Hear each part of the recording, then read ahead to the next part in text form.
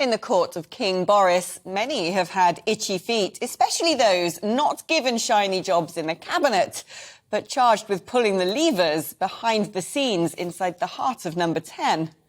Today, the Prime Minister's ethics advisor, Lord Geidt, has resigned without notice, making him the second to give up on a role that is increasingly challenging under a leader regularly under fire for bending rules. It was a known fact that Geidt had suggested there was due concern over whether Boris broke the ministerial code with his breaches under the Partygate scandal. But it now transpires another event is calling into question the Prime Minister's behaviour and has been raised to his hand-picked standard czar, seemingly making his job rather untenable. And now Lord Geidt's resignation letter has been published. Our political correspondent Tom Harwood is live at Westminster with the details. Tom, tell us more.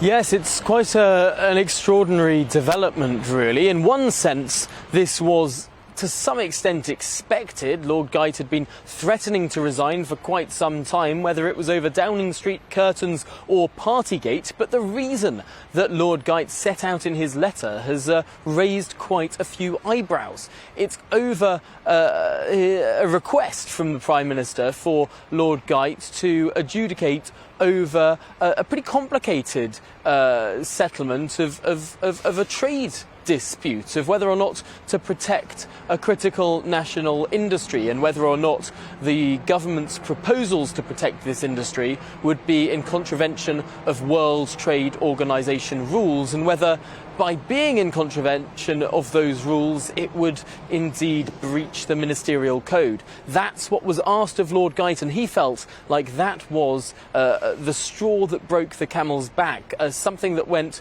too far. A lot of people are slightly confused about this because, of course, Boris Johnson wasn't saying that what he will do will breach international law. He was asking whether it would, and it does seem to many people like Lord Geidt was sort of scrambling for an excuse to resign. Just a couple of days ago, he sat before the PACAC committee, the Constitutional Affairs Committee of the House of Commons, and faced a pretty tough grilling from members of Parliament, Tory and Labour, and indeed other parties as well on that committee. And many people are suggesting that actually it was that committee appearance where he was sort of questioned in terms of what his role was for and how he was acting within it. That may well be what pushed him over the edge. He wrote his letter to Boris Johnson yesterday evening. Boris Johnson replied this morning to that letter, and we got it just before midday, the whole lot published on the government website. So we have been able to now see this exchange of letters detailing a pretty intricate dispute over protecting a critical national industry. It's something that they can't go into in a great amount of detail because of the sensitive commercial aspects of this policy, and it is not yet public knowledge. However, we do understand that it has something to do with the British steel industry and potentially Chinese steel imports. Now, that doesn't seem like the biggest deal in the world for someone to resign over, and many people are suggesting that Lord Geidt may well be using it as an excuse for a greater set of discontent.